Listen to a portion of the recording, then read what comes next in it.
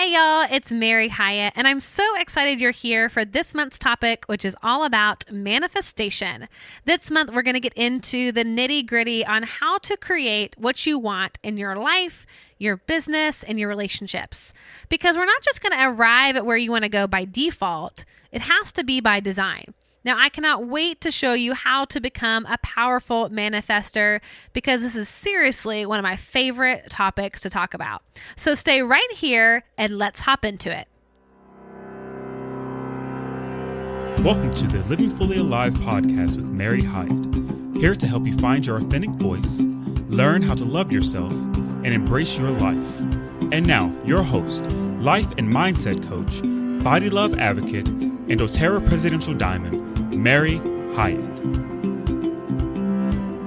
Hey everybody, it is Mary, and I am so excited about this month's topic. I cannot even tell you. This is one of my very favorite things to talk about I talk about it with my friends. I talk about it with Bentley. I am always reading about manifestation. This is like one of those things that just feels like a secret of the universe that if I could figure it out, I would just have this amazing life, which good news is I feel like I have.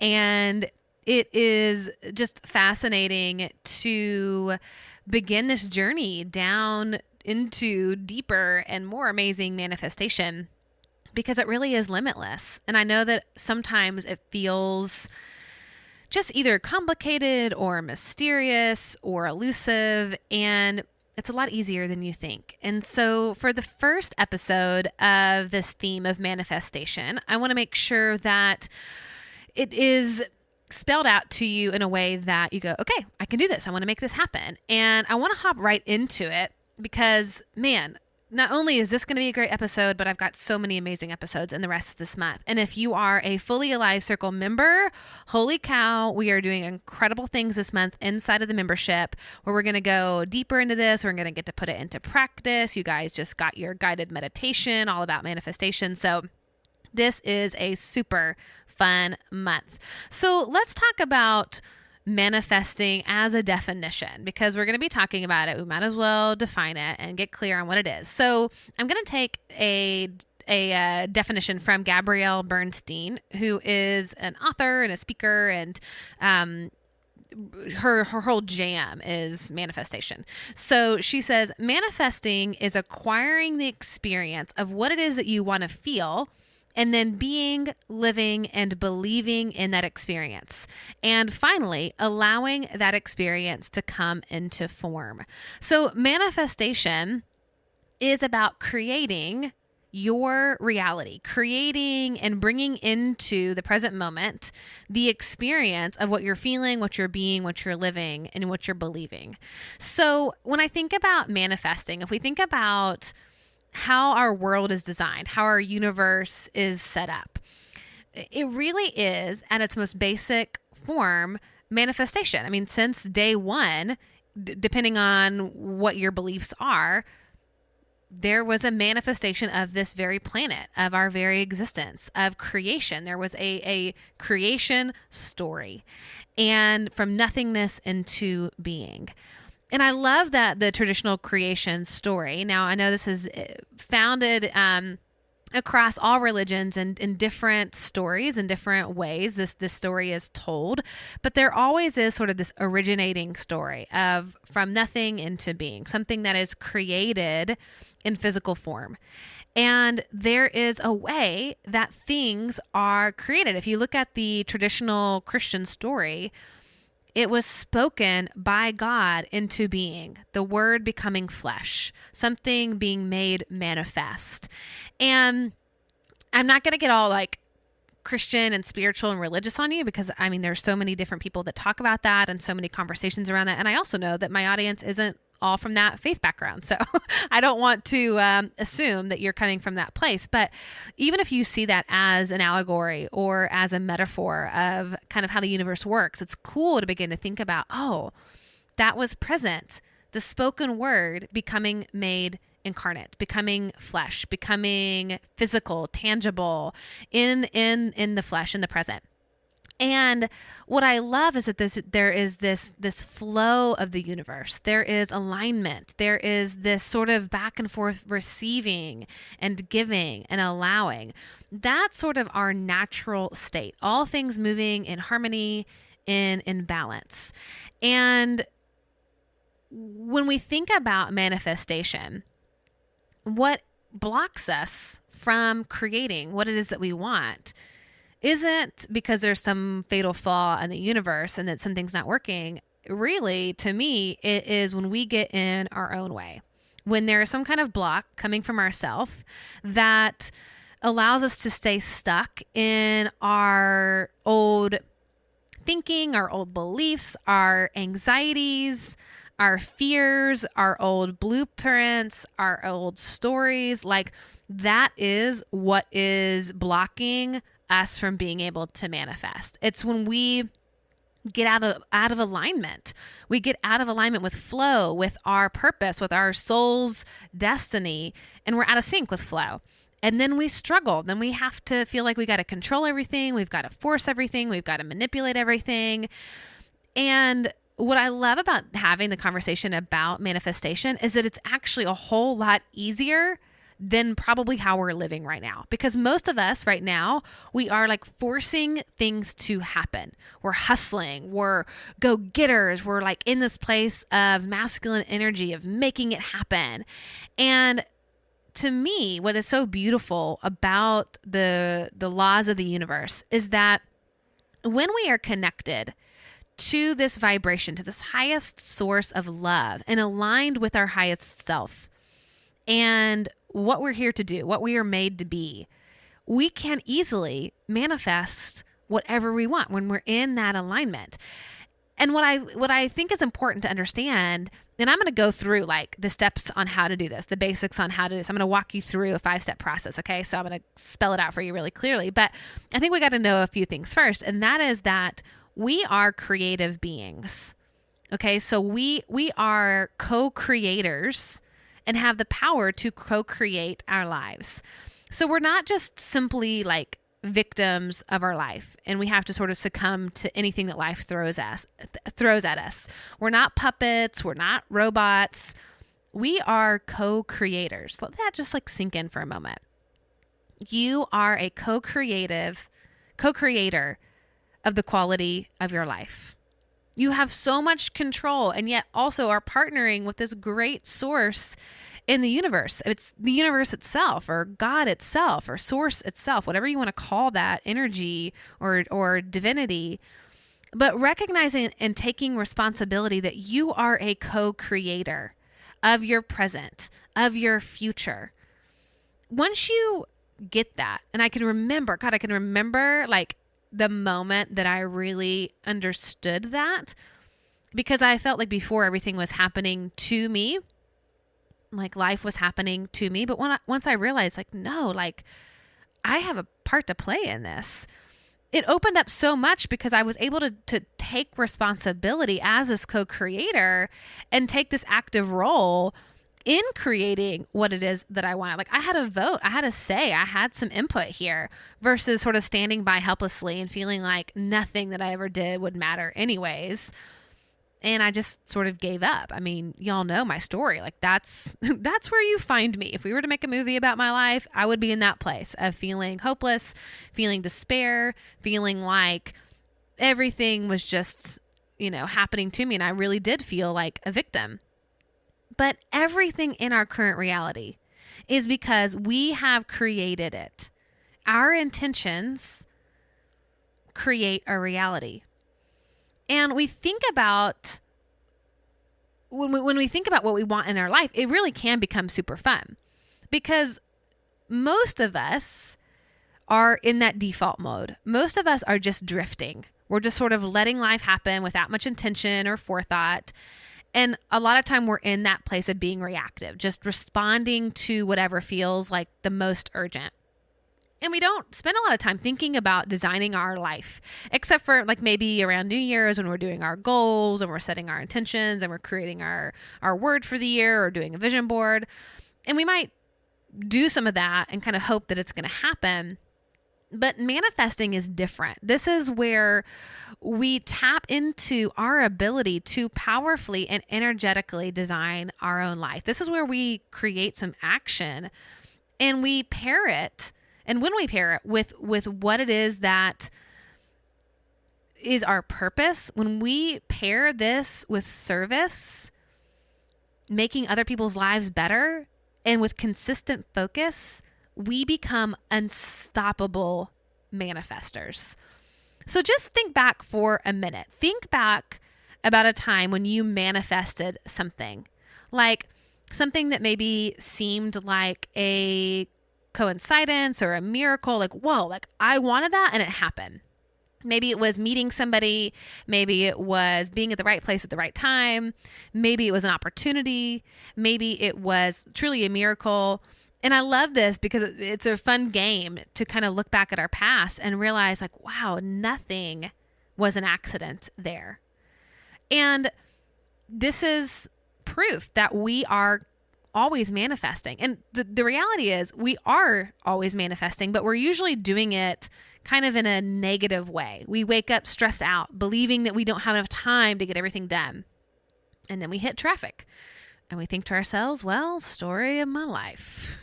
We like go, well, of course it's going to happen this way.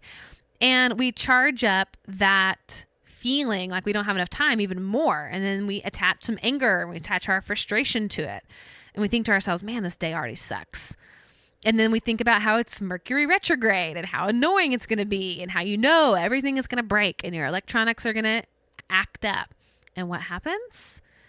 Your printer mysteriously breaks that day and your internet connection keeps going out. And of course you blame it on Mercury retrograde, because what we're realizing is we think about, we're always manifesting all day, every day. What we focus on increases. The more energy you give a thought or a fear or an idea, it's like a giant magnet calling that to you. So flip side this and think about a time, again, when you've created something that was just amazing. I know that for me, part of what I realized is when I started realizing I could create, I could co-create, I could manifest, was when I started my doTERRA business.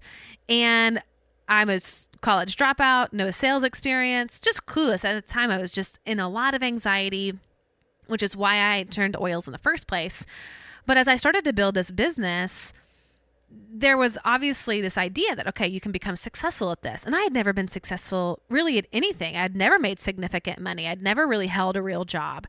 And so who was I to actually become successful and to make some significant money? I mean, hello, no proof in my past that this was even possible. But because I was doing a lot of reading around this idea of manifesting and creating your own reality, I was like, okay, I'm going to experiment with this and I'm going to see if I can do this. And so I started to say this phrase. So diamond level in doTERRA is like a really big level, 6-figure earner income at that level. And so everybody aspires to be diamond. And so for me, it was like, okay, I am a diamond. It just hasn't caught up with me yet.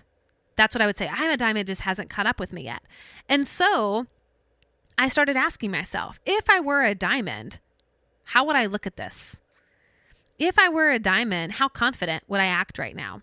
If I were a diamond, how would I lead my team? What would I do? And so even as a level where I was hardly earning any money, I started behaving like and doing the actions that a diamond would typically do. Mentoring my team, leading mentoring calls, reading every book I could get my hands on about leadership and about selling. And it was amazing to see what happened. I had all these affirmations around me. And I remember the month that I decided to go for diamond, I was like, okay, this is the month that I am going to make this happen. I had to align my belief that it was possible first and foremost. I had to go all in. Like I didn't want to go in and then expect myself to fail. Like it probably isn't going to happen because I didn't want to self-sabotage. It was like, come hell or high water, I've got to like do this until it's done, And so I had to believe that everything was on my side. And so I had this saying printed up that I put in my office. And this is coming from a Christian perspective. So take it and then reframe it if you need to. But this is what I had that I looked at every single day, that I would say to myself multiple times a day, because I wanted to believe that this was in the works and happening. And the saying said, I have the favor of the Lord upon me. I will make diamond in February. The universe will show up and manifest this for me and my team. I believe. I have faith that all things are possible. This is not by my own strength, and I trust in the Lord. I believe this is true and look forward to celebrating diamond with my team. And I would read that, and I would just read that, and I would read that with enthusiasm and excitement. And lo and behold, y'all, that month, that February, I made diamond. And I went on to build a multi six-figure income with that business. And then as I started to move up, I had to kind of redo those sayings, redo the belief that, okay, well, now I'm, blue diamond or presidential or whatever it was as I was growing. And I had a new saying, and it was, success flows easily and effortlessly to my team. My business builders create change, draw in the masses, and live in the laws of abundance. There are no weak leaders on my team. Each team member is growing strong and steady and is manifesting health, wealth, and happiness. I wanted to do my part in manifesting whatever I could in that business, because I believed in my core that it mattered, that the work that I was doing mattered. It mattered to my own life and to what money and abundance would do in my own life. It mattered to everybody that I was educating about essential oils, what it would do for their life. It mattered for the people that were leaders on my team and what that financial freedom would do for their families and for their lives. It mattered. I believed in it, and I believed that it was possible. And I released the control and decided to trust. Like, I'm fully supported here. And so this is important. If we're going to positively begin to manifest, we have to begin to think of ourselves as a magnet, like a giant tuning fork. Whatever energy, whatever vibration or thought we amplify out into the world, we're calling that back in. It's like the boomerang effect. And that's why I love thinking about, wow, we are creating, we are manifesting all the time. You can do this consciously or you can do this unconsciously. And so once you kind of start to see like, oh yeah, I had this giant fear and it came true. Or I had this giant belief and it came true. And so I want to walk you through a 5-step process to manifestation, because to me, whenever we do something, there's always a recipe. There's always a recipe of here's what we did, here's why it worked, and then we can rinse and repeat and do it over and over again, which is just really exciting and becomes fun. So here's the 5-step process to manifestation. Now, I was sharing with my assistant Liz yesterday. I said, God, I was like, I'm distilling like 5 or 6 books into a 45-minute podcast. How do I do that? So this is like a brief sort of drive-by 5 steps, and you can get deeper into this. You can study this more, but these are the building blocks. This is the foundation. This is the basics, and we'll get more into depth as the rest of the month goes on. And again, if you're in the Fully Alive Circle membership, you're going to get to do this in your workbook. So stay tuned for that. Hey, y'all, I'm sure you've been hearing me mention my Fully Alive Circle membership, and you might be wondering what it is and how you can join. So let me tell you a little bit about it. So the Circle membership is a safe place for women to gather together in a heart-centered community to take this deep dive into personal transformation. So it's my online membership where you'll learn how to find yourself again through daily devotional practices. Inside of our private Facebook group, I share resources like guided meditations, yoga practices, essential oil recipes, journal prompts, and so much more that dive into our monthly topic that we explore right here on the Living Fully Alive podcast. And all those resources are delivered to your inbox weekly to help you create powerful change in your life. So if you're looking for an affordable way to continue your journey of living fully alive, then definitely check out the Fully Alive Circle membership. Just go to maryhyatt.com /circle, and you can find out all the details and join. All right, now back to this week's episode. So the first step is clarity. We've got to get super specific and clear on what you want to bring into your life. As I can't remember who said this, although my dad repeats it a lot, so I'll give him credit, although I don't think it originated through him. But he would probably be happy that I give him credit for this. But the saying is, vague vision creates vague results.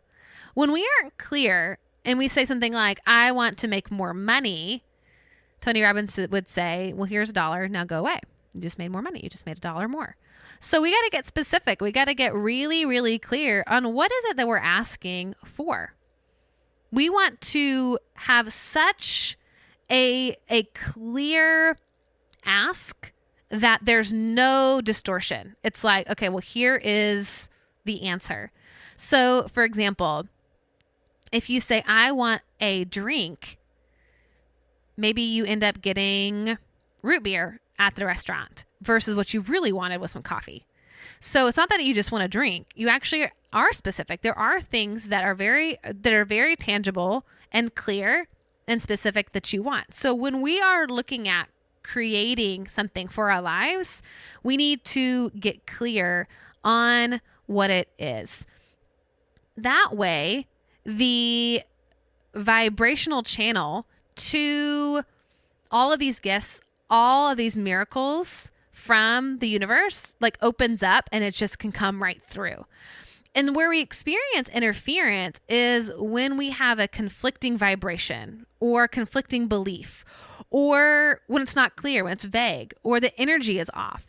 It's like creating static in the flow. So if we're trying to open up and all the gifts that we're receiving, all the miracles we're getting are coming from above to us, if we have a static in that energetic vibration, it can't get to us. So it's almost like we might be saying we want something, but our energy, our subconscious mind, our thoughts, our beliefs, our emotions are projecting some kind of other energy that is conflicting. So it's like saying you want to be successful, and yet you believe that success means that you are going to have to work harder. Well, why would you want to be successful if you think you have to work harder? Or you want to be really healthy, but you're afraid if you're really healthy that your husband will leave you. Or if you want to get a new car and the belief is people will think you're full of yourself. So when they're static, coming in the form of conflicting beliefs or energy or whatever, we got to clear that out. We got to get really clear on what it is that we want and get clear at what is out of vibrational harmony with what we're asking for. So what I love about this is once we get clear around our personal static, and once we can get rid of that old noise, then the opposition clears itself. And once we kind of go, oh, these are just old stories that we're operating under, and we can kind of transmute that and tell ourselves a new story, oh, then that channel opens back up. So the clarity is twofold. It's like clear on what it is that you want, and then clear on your blocks. What is causing that interference?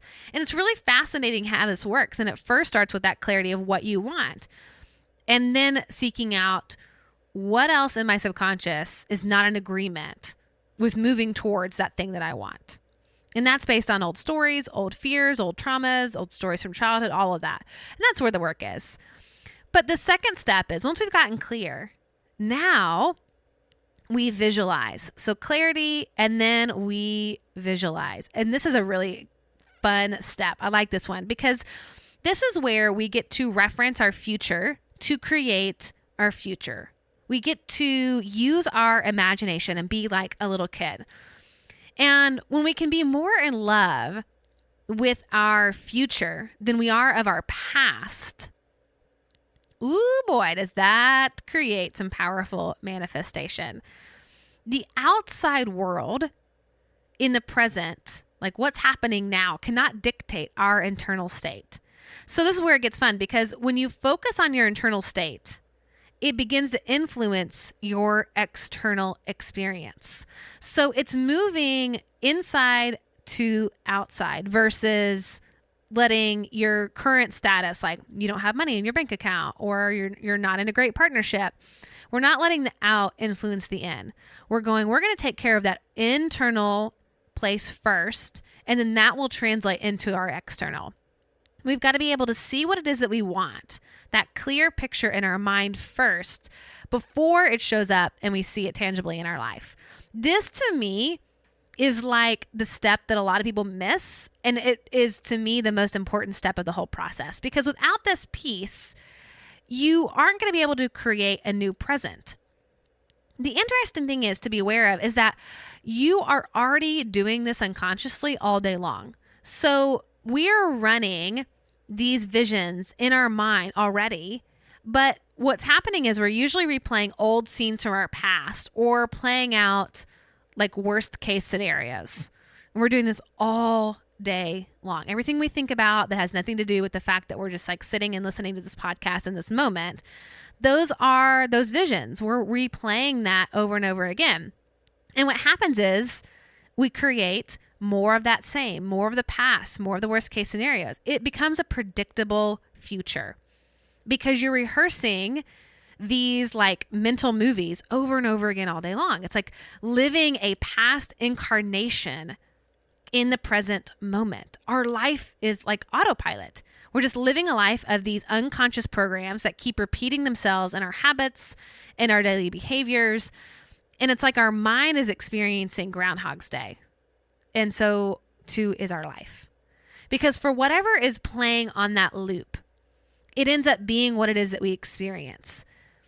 And as we give that story that we're replaying in our minds more fuel and proof, kind of like what we talked about, in the day that's not going well, like, oh yeah, I told you so. See, then it just like reinforces that even deeper.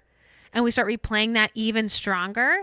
And all of a sudden we're like going around the hamster wheel of life all over again, looping and looping and looping, until hopefully there's a moment where you decide like, I've got to break this cycle. And the same principle works. The process of creating something new means that, number one, you have creative control over this movie. But it's the same process. You get to replay this new scene in your mind. And that's what visualization is all about. Creating a future scene before it's ever even happened in your mind, as though it were true and present reality right now. Now, athletes, they do this all the time. It's called mental rehearsal. And they'll start to see like, oh, they're going to get the hole in one, or they're going to hit par, or they're going to make that 3-pointer every single time. And they repeat these visualization patterns, this mental rehearsal of themselves, doing this over and over and over again. They're telling their subconscious mind over and over again, like, this is true. I know how to do this. There's muscle memory. I'm replaying it in my mind every single day. Dr. Joe Dispenza, who is one of my favorite authors and somebody I would highly recommend looking into his work, reading anything that he's written, just amazing. But he says, if you focus your attention on specific imagery in your mind and become very present with a sequence of repeated thoughts and feelings, your brain and body will not know the difference between what is occurring in the outer world and what is happening in your inner world. So when you're fully engaged and focused, the inner world of imagination will appear as an outer world experience, and your biology will change accordingly. How cool is that? Like, this is why I love meditation so much, because for 15, 20, 30, 60 minutes a day, I have the opportunities to set the stage of what I want my life to look like. This literally determines my future. I reference my future to create my future versus referencing my past to create the same present over and over again. It's this time in meditation where I get a vote on what I want it to be like. This is the designing part. This is the creation part, With intention, I create a mental movie in my mind. I flesh out all the details. I make it as vivid and as real as I possibly can. I attach all the senses to the image in my mind, like the color, the texture, the sound, the smell, the taste. And I usually do this exercise with a really powerful and moving musical track from like an epic movie score, right? To like make it super exciting. I just like get myself all juiced up, and I'm usually like crying by the end of it because I'm so moved by it. But the more that I can replay this movie, this future life, this amazing place that I want to be, the more I can replay that in my mind, the more I am drawing this to sync up with my outer present moment. Because the subconscious mind doesn't know the difference between what is occurring out there and what's in my mind. My mind is more powerful than what is quote unquote real. How amazing is that? So that brings us to the third step of the process to manifestation, which is to feel. Now, I love talking about attaching feeling and emotion to everything that we do, to our affirmations, to repeating our goals, to these mental visualizations, or to our meditations. Feeling into what we want to create, connecting the emotion beyond why we want what we want in life, is the quickest way to charge up the magnetic or energetic frequency or vibration. This is the embodiment piece of the puzzle. This tells our neurology, our nervous system, that this is what is real and what is true. And we attach that feeling in the emotion. This is where we begin to prime our body and our mind so that we create a new future. But not all emotions are created equal from a magnetic or frequency perspective. So when we're talking about manifestation, we want to focus on what Dr. Joe Dispenza calls elevated emotions. We want to be drawn to our future by feeling joy, love, gratitude, and appreciation. When you look at the frequency, the energetic frequency, like the hertz of emotion, appreciation and gratitude are at the top. Love is at the top. And then when you go down further, grief, lust, attachment, anger, those are going to be lower vibration. So when we talk about wanting to embody our future, it's like we get to feel ahead of the present, feel ahead of the experience. Because again, the amazing thing is that our subconscious mind doesn't know the difference between reality and how we are emotionally experiencing it. So what we feel equals the truth to our unconscious mind. Or as Tara Brach would say, it feels real, but it's not true. That's how our conscious mind likes to think of it. Like, oh, well, this isn't really real, or this isn't our reality yet. Like, I actually don't have $1 million in my bank account right now. I actually don't feel free. But our subconscious mind will believe anything that you tell it, or in this case, anything that you feel. So when we can feel into our elevated emotions more than our stressful emotions, that's when we create a change that we will begin to see in our outer external world. The outer catches up with the inner. So this is why it's so important to practice our emotions. We get to decide how we want to feel and then feel it. Most of everything we feel right now, without intentionally setting out to feel something, are just old feelings from our past that are hardwired into our nervous system. We get triggered and we feel something that feels familiar because we felt it before in our past. Now, I go into way in-depth detail about this. In the month that we talked about emotions, the episode called The Anatomy of Emotions, I'll link to it in the show notes, so you can go back and listen to that if you want to. But I talk about this in that episode, about how our emotions are just a record of past emotions. So the more that we can act as if and feel as if we were in our future and embody those emotions, embody the state where we're headed now before it catches up with us, It's like sending a message ahead of ourselves. This is who we are. This is our reality. This is our identity. To feel how we would feel when all of those external circumstances catch up with us, even before it actually happens. And so that gratitude, that appreciation is so important when we're doing these visualizations. The gratitude, that feeling of, thank you, thank you, thank you. Wow, God, like how amazing that this has already happened. I always say inside of my meditations, it is settled, it is done, so be it, so it is. And I feel into my future.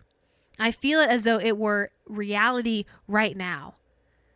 I'm feeling it in the present moment. I'm practicing my emotions. That manifests what you want. That is a powerful, powerful vibration.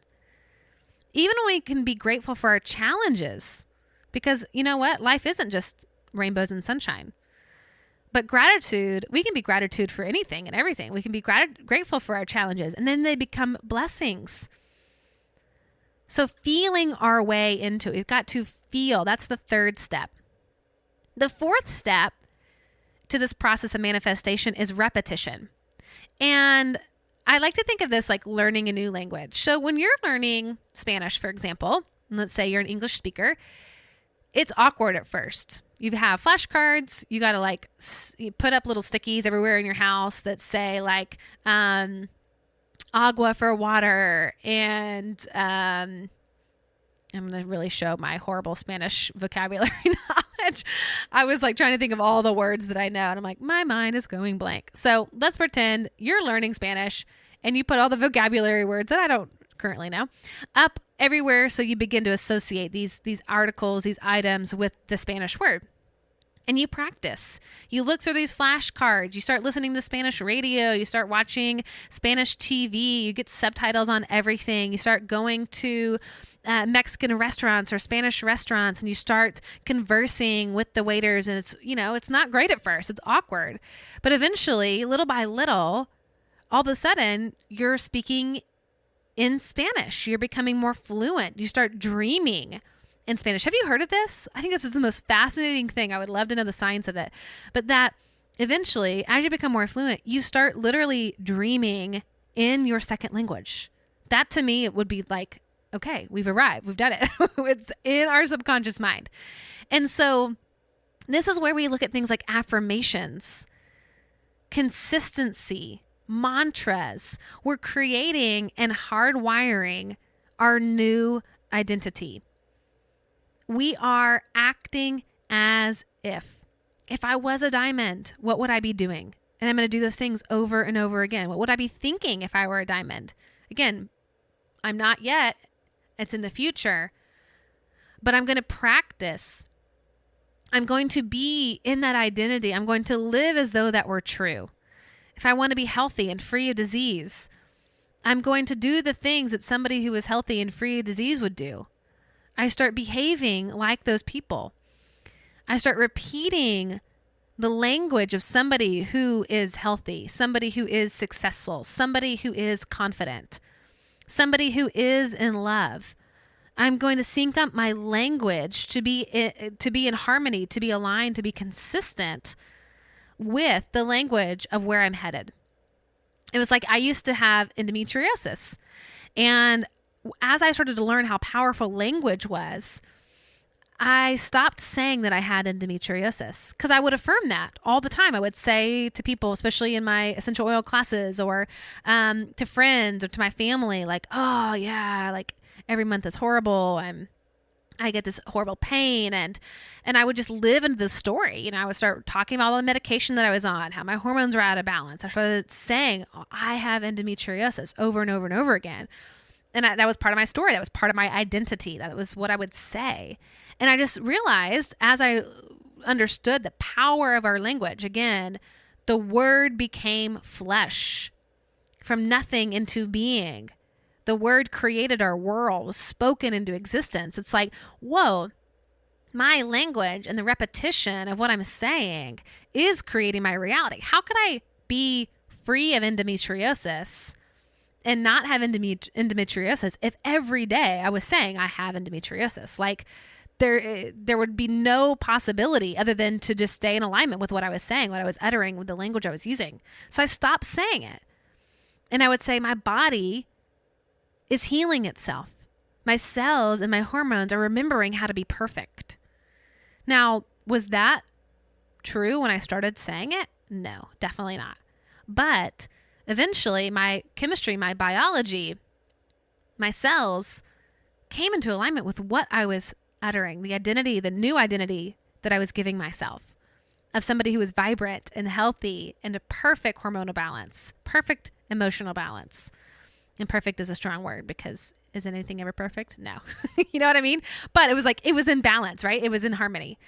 And so this is where we get to practice making sure that we're in alignment, that repetition, bringing ourselves back when we find ourselves out of alignment, coming back.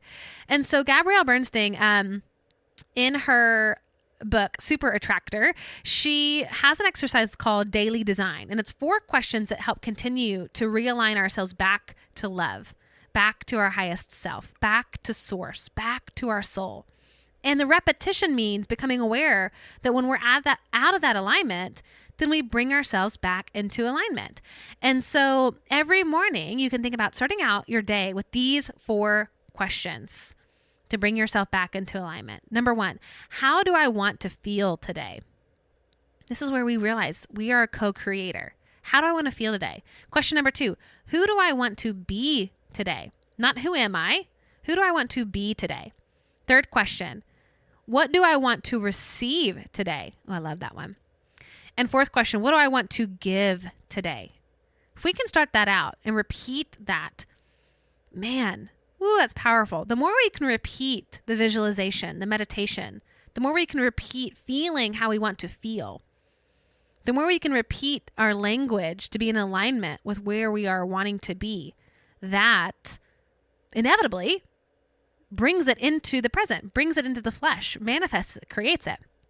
And so finally, the 5th step is surrender. And honestly, to me, this is probably the hardest step. This is the one that truly becomes a spiritual practice. As my coach would say, anytime we are looking at manifesting and creating, we have high involvement, but low attachment. We got to get our ego out of the way.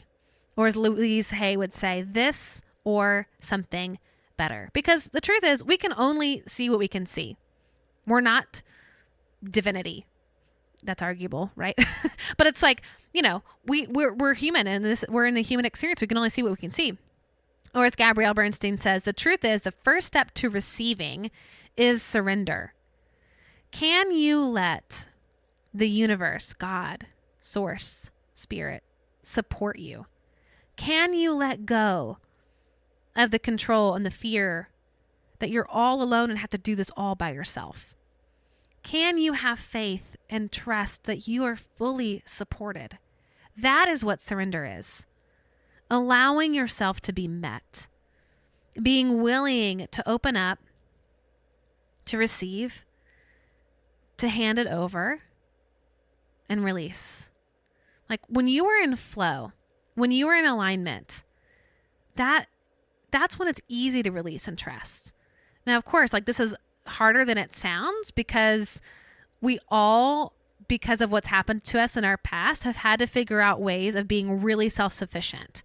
We've had to learn how to be super independent and not rely on anyone else because of past hurts and wounds and all that. And most of us are a lot more comfortable giving than we are at receiving. And that's why I say this is the hardest step. But surrender is vital. When we can hand it over, that is when we receive clear direction. That's when we get those intuitive hits. That's when we have big ideas. That's when we can open up to opportunity that we didn't even think of. We can connect to our inner knowing. We can see the way forward. The path is made known. Situations and opportunities come to us out of the blue. Miracles happen. Because the truth is, it's an illusion that we're in control fully. It's again, the co-creation. That's why it's a partnership. We can't will that stuff to happen. It happens when we let go. High involvement, low attachment. That's the trust part. That's the faith part. I like to think of it like putting our order into a kitchen. We got to trust that the chef is going to create it the way that it's on the menu with our special modifications to our liking, or maybe, just maybe, trusting that it's going to come out even better than if we went back in the kitchen and tried to make it ourselves. Like, chances are we're kind of like botch it up. So it's like letting the master be at work. Let God do her thing, orchestrating it all for us behind the scenes on our behalf. And that's the belief. That's the belief shift. That is our inner work to shift how we see this process going. This is where, in a way, we go back to step 4 and we create the repetition around a new belief that it's safe to open up our hands and release. This belief that it's rigged in our favor, to allow God to show us. Surrender and asking ourselves, how much are we willing to open up and let it all in? How much are we willing to receive? And y'all, believe me, this is vulnerable. This is usually why we snap back immediately and we go into control mode, because at least that's predictable. But it's like clamping off the valve of that flow and that abundance when we do that.